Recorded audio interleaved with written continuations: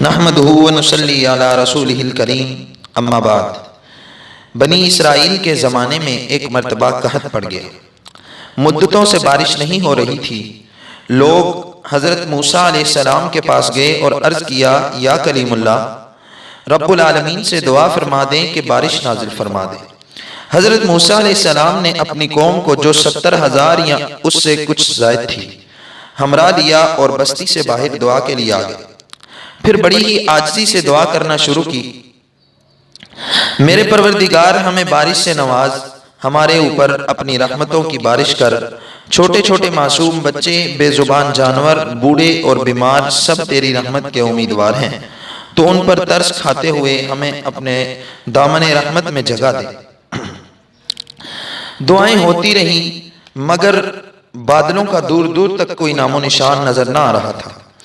سورج کی تپش اور تیز ہوتی گئی۔ حضرت موسیٰ علیہ السلام کو اس پر تعجب ہوا، اللہ تعالیٰ سے دعا کے قبول نہ ہونے کی وجہ پوچھی تو وحی نازل ہوئی، تمہارے درمیان ایک ایسا شخص ہے جو گزشتہ 40 سالوں سے مسلسل میری نافرمانی کر رہا ہے اور گناہوں پر آمادہ ہے۔ اے موسیٰ علیہ السلام، آپ لوگوں میں اعلان کر دیں کہ وہ نکل جائے، کیونکہ اس آدمی کی وجہ سے بارش رکی ہوئی ہے، جب تک وہ باہر نہیں نکلتا بارش نہیں ہوگی۔ حضرت موسیٰ علیہ السلام نے عرض کیا، اے میرے رب، میں کمزور سا تیرا بندہ جس کی آواز بھی ضعیف ہے، یہ 70,000 یا اس سے بھی زائد ہیں، میں ان تک کیسے آواز پہنچاؤں گا؟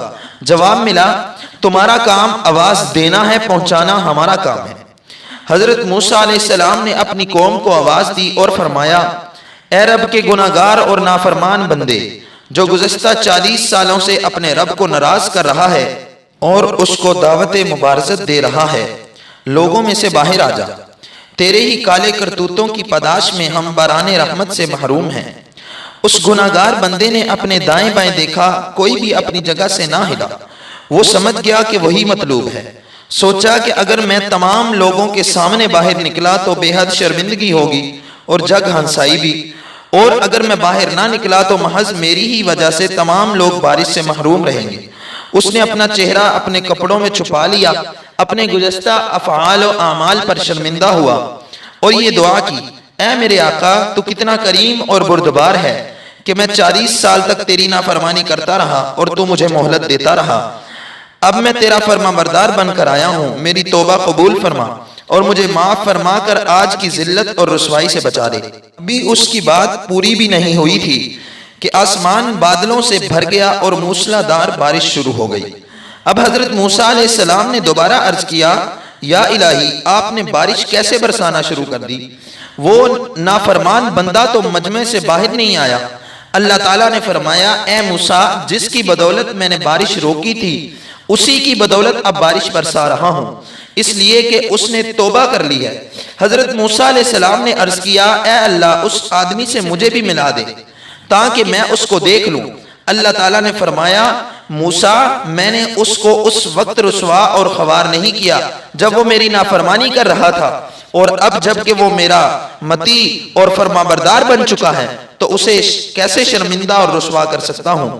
تو میرے بھائیوں، ہمیں آج اس واقعے سے یہی سبق ملتا ہے کہ اللہ تعالیٰ پردہ پوشی ڈالنے والے ہیں اور پردہ پوشوں کو پسند کرتے ہیں۔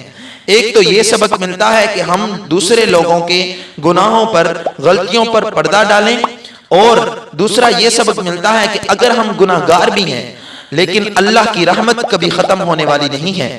ہم اگر گناہگار بھی ہیں تو اللہ تعالیٰ سے معافی مانگیں اور اپنے گناہوں